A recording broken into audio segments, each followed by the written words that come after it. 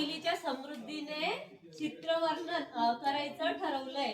तर तिचं आहे आता इंग्लिशचं पुस्तक आणि इंग्लिशच्या पुस्तकात ती आता पूर्णतः वाचू शकत नाही कारण का पहिलीच्या वर्गात आहे. मग ती हे सगळे चित्र बघून आपल्याला त्या चित्राचं वर्णन करणार आहे आणि एक गोष्ट सांगणार आहे ते चित्र पाहून तर सगळ्यांनी शांत ऐकायचं बरं का. बगड्यांनी आणि कोलांनी भेटण केली. कोला म्हणाला आमच्या घरी जाऊन खीर खाऊया आपण. बगड्या म्हणाला कोलांनी